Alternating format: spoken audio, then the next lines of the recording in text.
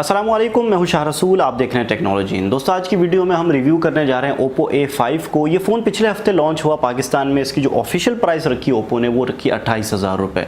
इसकी अनबॉक्सिंग की वीडियो इस चैनल पर अवेलेबल है। अगर आपने नहीं देखी तो यहाँ मैं कार्ड में डाल दूंगा, ऊपर आई बना हुआ आ रहा होगा, उस पर क्लिक करके आप वो वीडियो देख सकते हैं। आज की वीडियो में हम इसका रिव्यू करने जा रहे हैं। सबसे पहले स्टार्ट करते हैं इसके डिज़ाइन के बारे में। इसका जो बैक पैनल है, इसमें यहाँ पे हमें किसी किस्म की कोई चेंजेस नहीं मिली। जिस तरह इस साल में हमें दीगर ओप्पो के फ़ोन का डिज़ाइन मिला, ऐसे ही यहाँ पे Oppo A5 का डिज़ाइन है। इसके बैक पैनल पर हमें ड्यूल कैमरा सेटअप मिलता है, जिसमें से एक कैमरा है 13 मेगापिक्सल का 2.2 एपर्चर का, जबकि दूसरा जो कैमरा है वो है हमारे पास 2 मेगापिक्सल का 2.4 एपर्चर का।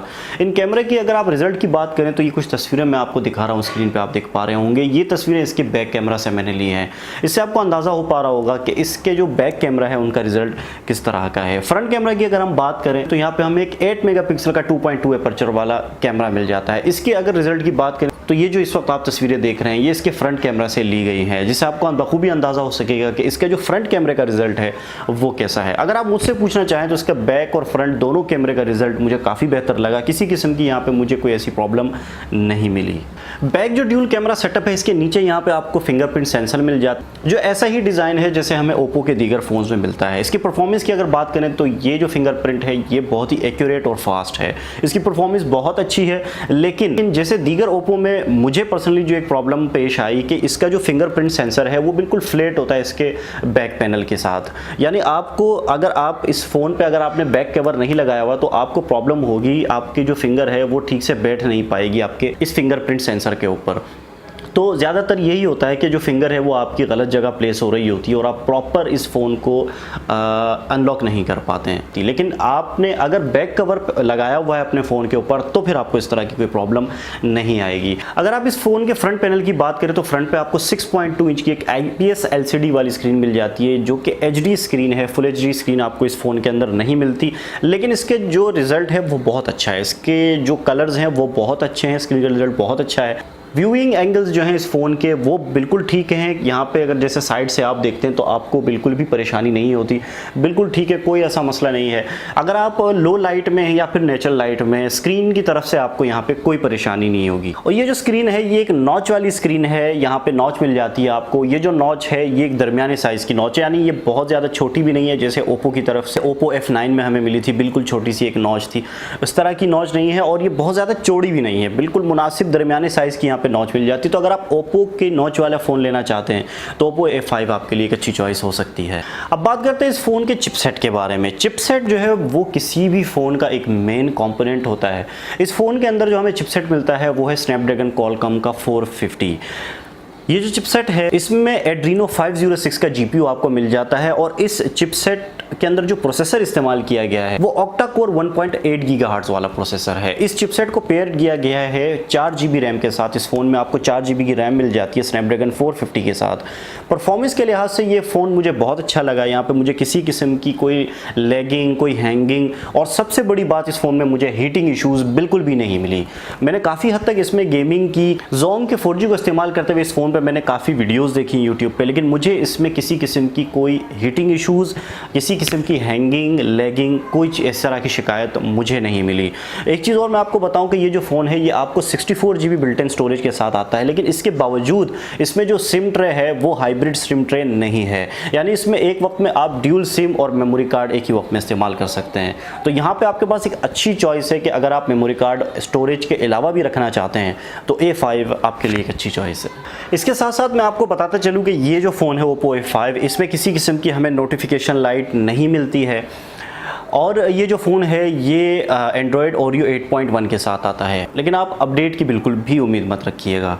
अगर हम इस फ़ोन के सेंसर्स की बात करें तो यहाँ पे आपको एक्सेलेरोमीटर, प्रॉक्सिमिटी और कॉम्पास जैसे 3 सेंसर मिल जाते हैं। जायरोस्कोपिक सेंसर इस फ़ोन में आपको नहीं मिलता और ये एक बड़ी कमी है इस फ़ोन के अंदर। मैं समझता हूँ जायरोस्कोपिक सेंसर ओप्पो को देना चाहिए था, क्योंकि जो ये प्राइस रेंज है 28,000 रुपये, यहाँ पर आपको डेफिनेटली जायरोस्कोपिक होना चाहिए था। बाहर जायरोस्कोप सेंसर आपको नहीं मिलता। एक्सेलेरोमीटर, प्रॉक्सिमिटी और कॉम्पास, ये 3 सेंसर मिलते हैं। तीनों सेंसर बहुत अच्छा काम करते हैं। तीनों सेंसर को मैंने अलग अलग टेस्ट किया बाकायदा तौर पर, किसी किस्म की सेंसर्स की कोई शिकायत इस फ़ोन में मुझे नहीं मिली है। Oppo A5 के अंदर आपको 4230 mAh की बैटरी मिल जाती है। ये बैटरी एक बड़ी बैटरी है, एक अच्छी बैटरी है। इस बैटरी की अगर चार्जिंग की बात करें तो मैंने इसके अपने चार्जर जो इसके बॉक्स के साथ आता है, इससे चार्जिंग का टेस्ट किया तो 1 घंटे में 25% ये बैटरी चार्ज हुई थी। इसके अलावा अगर आप इस बैटरी की बैकअप की बात करें तो ये बैटरी अगर आप नॉर्मल यूज़ करें तो 2 दिन का आराम से आपको बैकअप देगी। हाँ, अगर आप हैवी यूज़ करें, अगर आप 4G वगैरह इस पर चलाएं तो फिर 1 दिन का आराम से आपको बैकअप दे देगी। दोस्तों इस फ़ोन में मैंने Zong का 4G यूज़ किया, टेलीनॉर का 4G यूज़ किया। दोनों 4G बहुत अच्छे चले, बहुत अच्छी परफॉर्मेंस मुझे मिली। नीचे की तरफ इस फ़ोन में 3.5 mm का ऑडियो जैक दिया गया है। ये जो ऑडियो जैक है इसकी परफॉर्मेंस भी बहुत अच्छी है। मैंने 2-3 मुख्तलिफ किस्म के हेडफोन्स और हैंड फ्रीज इस फ़ोन में इस्तेमाल किए, मुझे किसी किस्म की प्रॉब्लम इसमें नहीं मिली। माइक्रो USB पोर्ट मिलती है आपको इस फ़ोन को चार्ज करने के लिए और इसी पोर्ट से आप USB को OTG के थ्रू कनेक्ट कर सकते हैं। एक USB को मैंने OTG के थ्रू इस फ़ोन में कनेक्ट किया और डेटा ट्रांसफ़र किया। डेटा ट्रांसफ़र रेट मुझे बहुत अच्छा मिला, काफ़ी क्विकली और आसानी के साथ मैंने डेटा OTG में ट्रांसफ़र कर लिया था। इसी के बिल्कुल बराबरी में आपको एक स्पीकर मिल जाता है। स्पीकर का जो वॉल्यूम है वो बहुत ज़्यादा लाउड नहीं है। नॉर्मली जो A सीरीज़ आती है ओप्पो फ़ोन्स की, ऐसा ही स्पीकर का यहाँ पर आपको वॉल्यूम मिलेगा। तो स्पीकर वॉल्यूम ठीक है, मतलब बहुत ज़्यादा लाउड नहीं है, ठीक है। इसके अलावा दोस्तों 4230 mAh बैटरी होने के बावजूद ये फ़ोन बहुत ज़्यादा थिक नहीं है, लेकिन इसके ऊपर इसके साथ जो बैक कवर आता है अगर आप वो इस फ़ोन को पहना दें तो फिर आपको थोड़ा सा ये फ़ोन थिक लगेगा। लेकिन अगर उसके बगैर आप इस फ़ोन को यूज़ करें तो आपको बहुत ज़्यादा थिक नहीं लगे। थिक है लेकिन बहुत ज़्यादा थिक 4230 mAh की बैटरी के हिसाब से अगर आप देखें तो ये फ़ोन इतना ज़्यादा थिक नहीं है।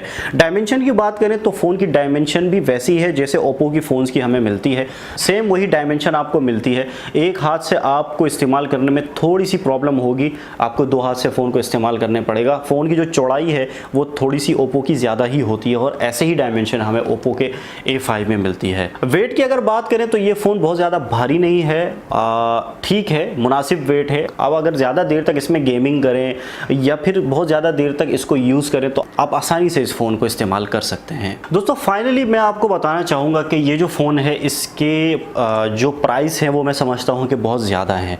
इतने प्राइस नहीं होने चाहिए थे क्योंकि यहाँ पे आपको बहुत सारी चीज़ें ऐसी हैं जो कम हैं।